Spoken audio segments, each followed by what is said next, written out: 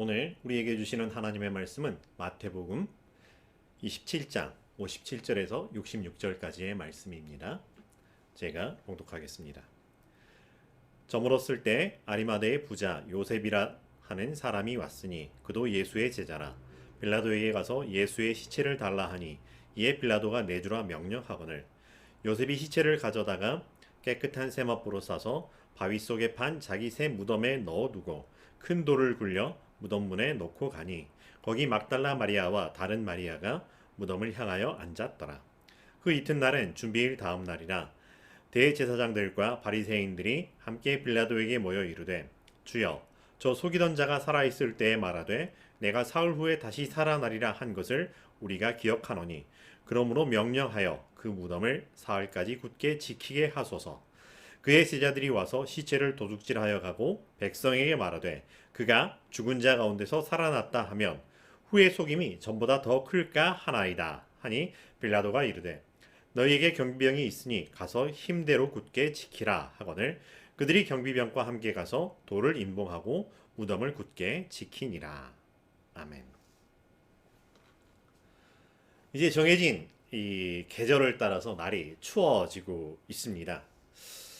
우리의 삶이 어땠을까요? 혹시 마음이 춥고 또 삶이 추웠기 때문에 이 계절의 추위가 낯설지 않을 수 있을까요?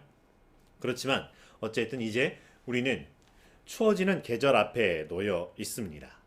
그래서 오늘 따뜻하게 입으셨나요? 우리의 몸에 따뜻한 옷을 덧입듯 우리의 몸과 영혼이 예수 그리스도로 말미암아 그 의로 말미암아 덧입혀지고 그 사랑으로 따뜻해지기를 간절히 바라봅니다. 사랑합니다. 축복합니다. 기도합니다. 응원합니다. 그냥 단순히 잠깐 만나서 하는 인사로 끝나는 것이 아니라 우리의 마음이 전해지고 삶으로 공유하게 되는 인사이며 기도이며 응원이며 사랑인 삶이 되기를 간절히 소망합니다. 미 서부 시대에 이런 일이 있었다라고 합니다. 마을을 세우면 반드시 있어야 되는 세 가지가 바로 술집, 학교, 교회라고 합니다.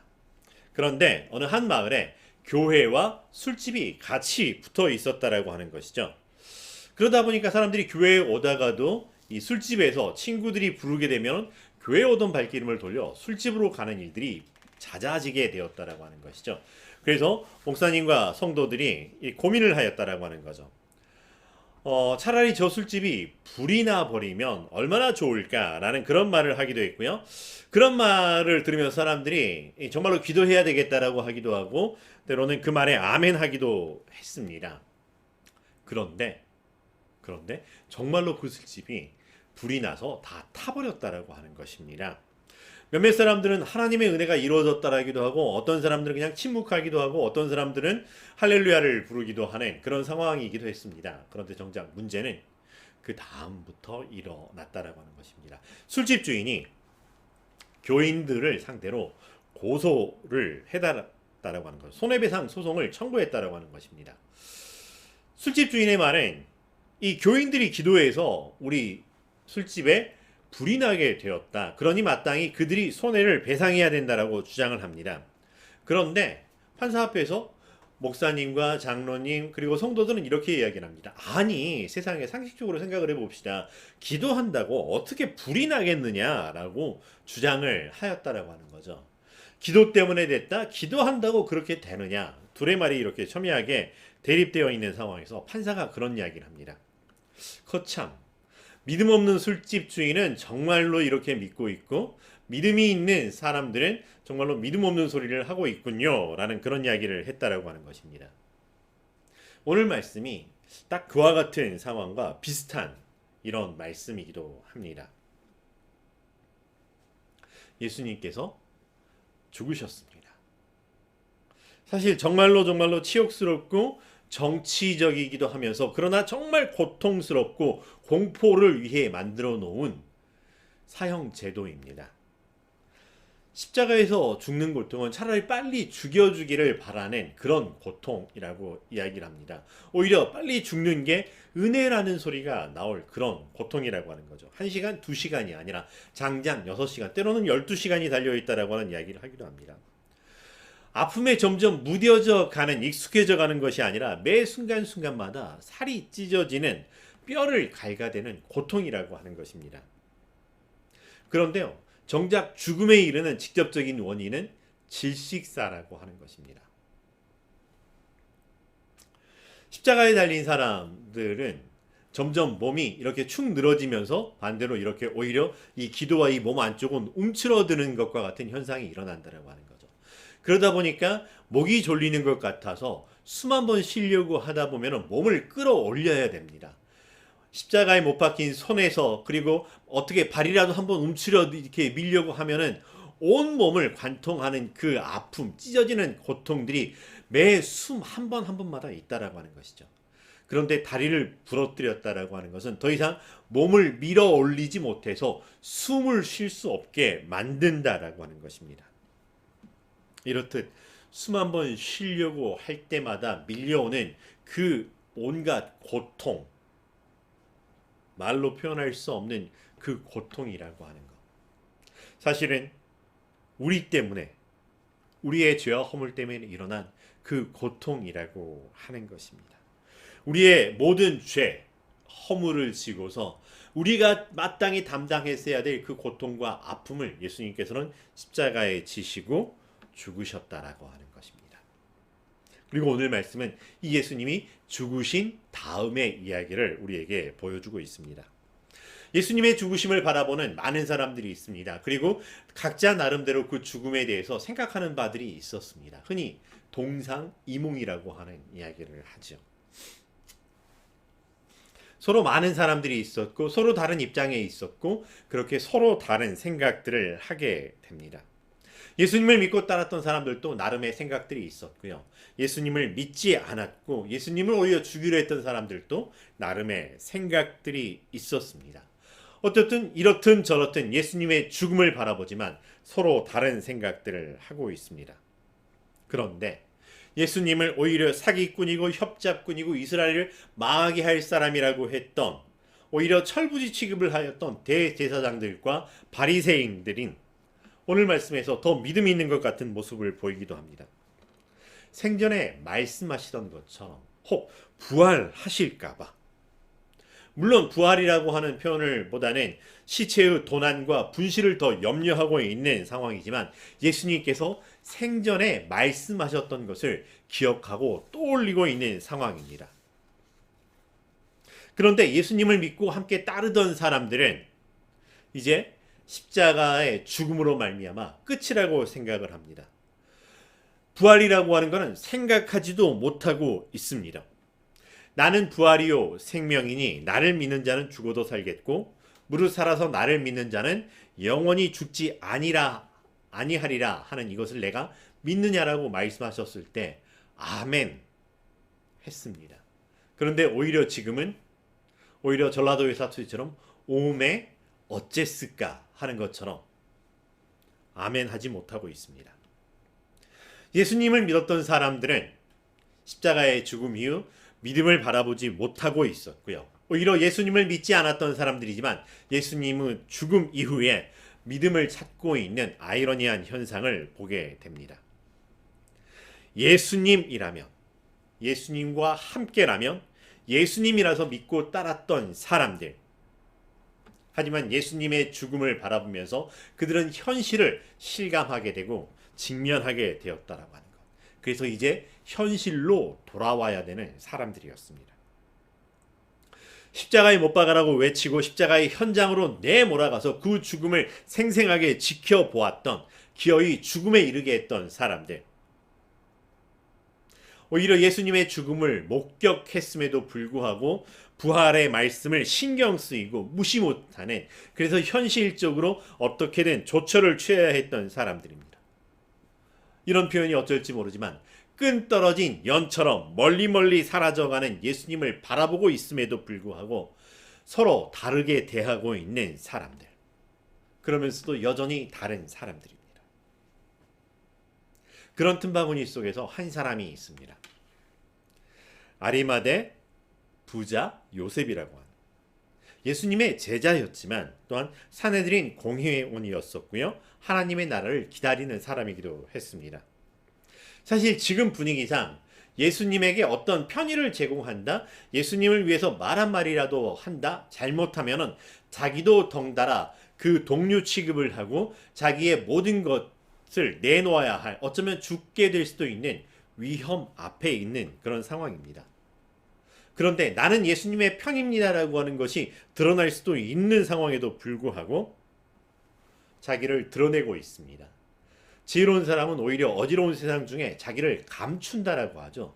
숨어 지낸다라고 합니다. 그런데 예수님을 장사하겠다라고 하는 것.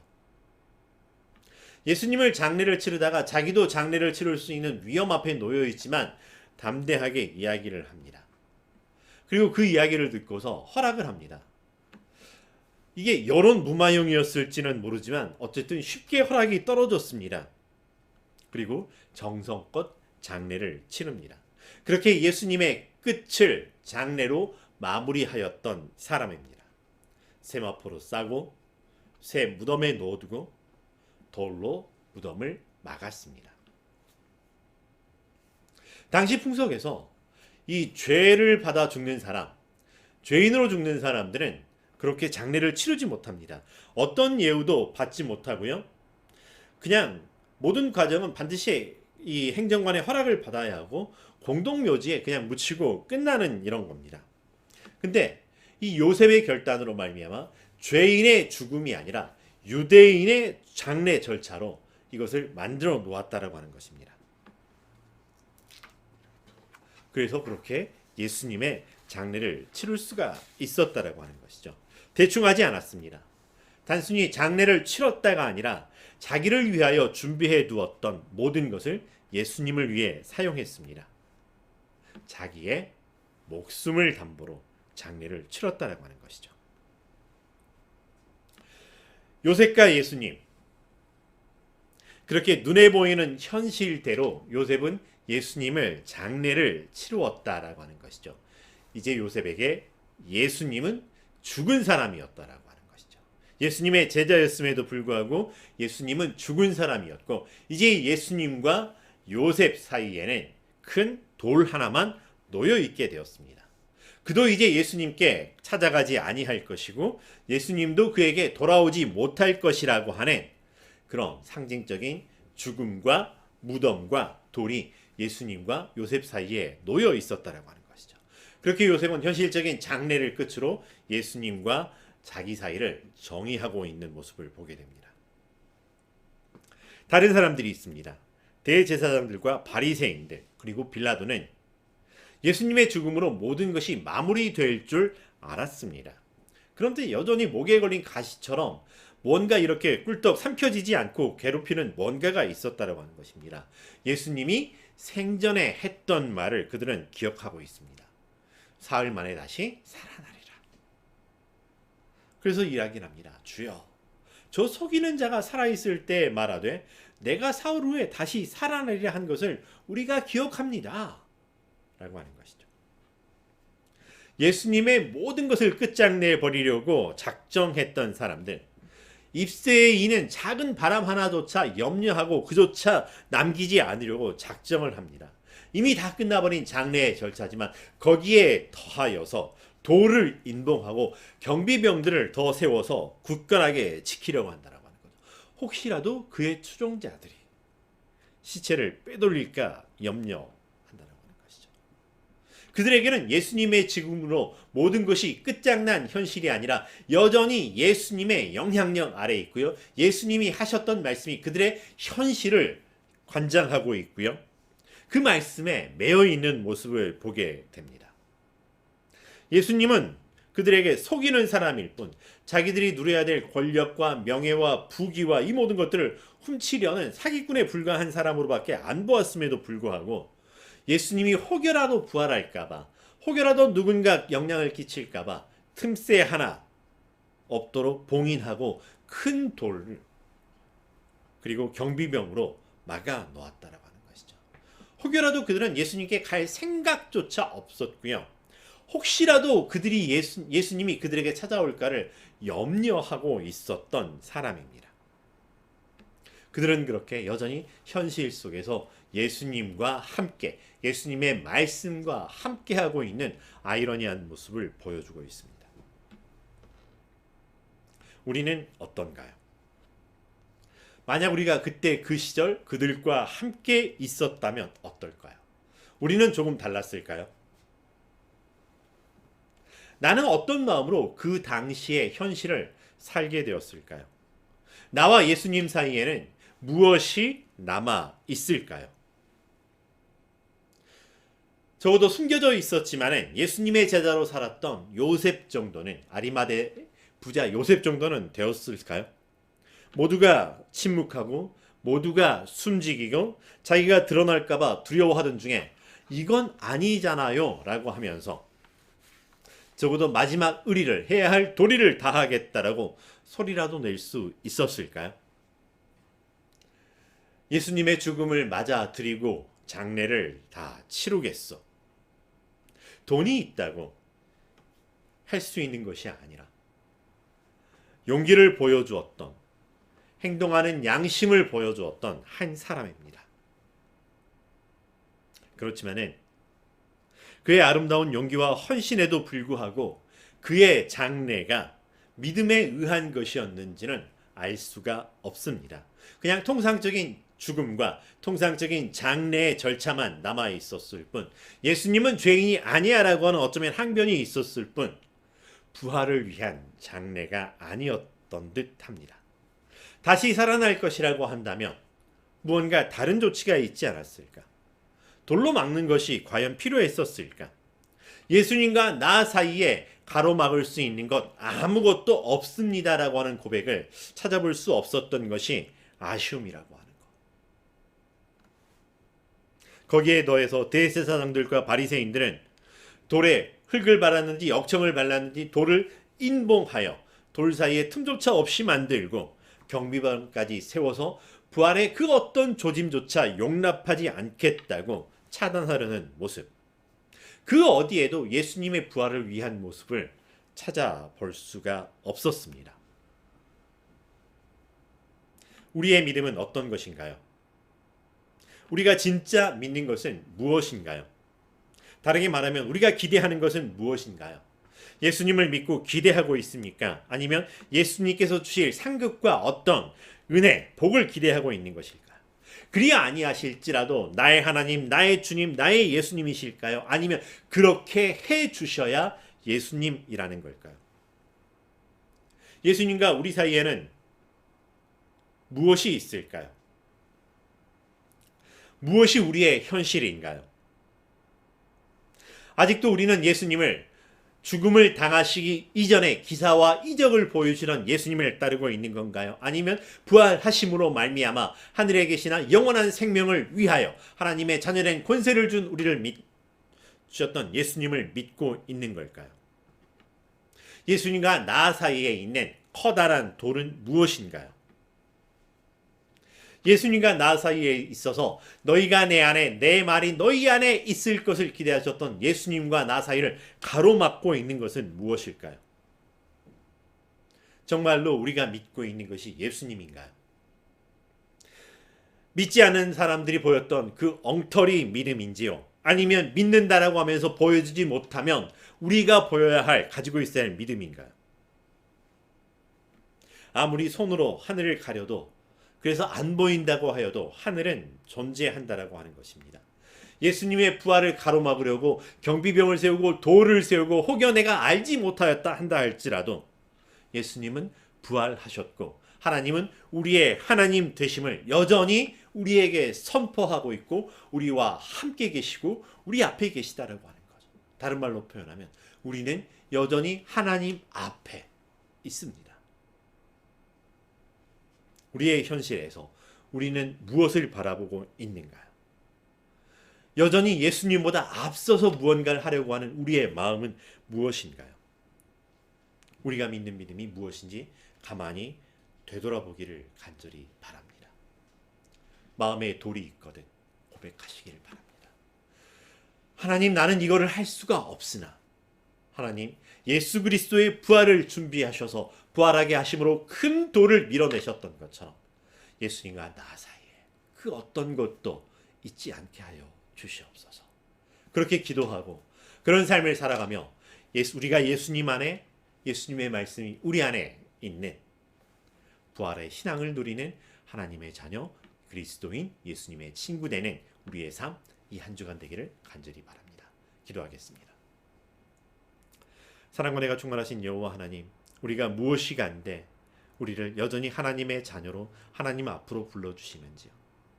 예수님과 나 사이에 아무것도 없습니다 고백하는 우리가 되게 하여 주시고, 혹여 가로막는 그 무엇이든 하나님, 우리는 할 수 없을 때 하나님께서 이루어 주시옵소서 고백하며 그저 주를 바라보며 하나님과 함께 동행하겠습니다 고백하는 우리의 삶 되게 하여 주시고, 우리의 고백을 통하여 이 나라 이 땅 하나님의 것 하나님의 나라 되게 하여 주시옵소서. 예수님의 이름으로 기도합니다.